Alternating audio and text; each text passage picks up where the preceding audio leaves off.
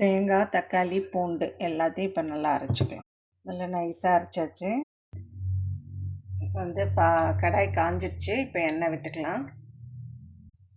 இதில் கொஞ்சமாக உளுத்தம்பருப்பு, கடுகு, கொஞ்சமாக வெந்தயம் நல்லா பொரிஞ்சதுக்கப்புறம் பூண்டு ஆட் பண்ணிக்கலாம்.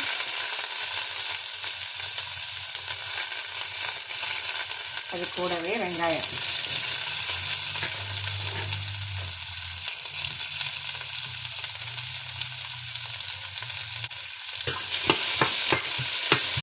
வெங்காயம் நல்லா வதங்கிருக்கு.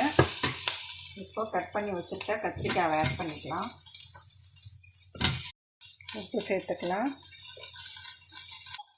கத்திரிக்காய் நல்லா வதங்கிடுச்சு. இப்போ இதனோட மஞ்சத்தூள் ஆட் பண்ணிக்கலாம்.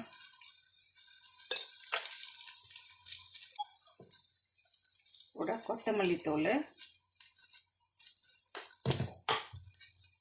குழம்புத்தூள்,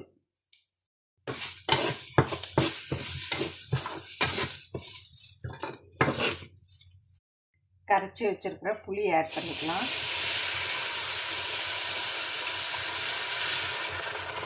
கரைச்சி வச்சிருக்கிற தக்காளி பேஸ்ட்டையும் இதோட சேர்த்து வச்சு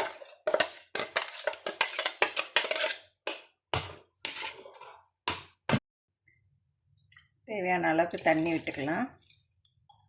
உப்பு சேர்த்துக்கலாம். இது கூடவே பார்த்திங்கன்னா வேர்க்கடலையும் எள்ளையும் அரைச்சி வச்சுருக்கேன். அதையும் ஒரு ஸ்பூனுக்கு சேர்த்துக்கலாம். 10 நிமிஷம் நல்லா கொதிக்கட்டும். குழம்பு நல்லா கொதிச்சிருச்சு. இப்போ மீன் ஆட் பண்ணிக்கலாம்.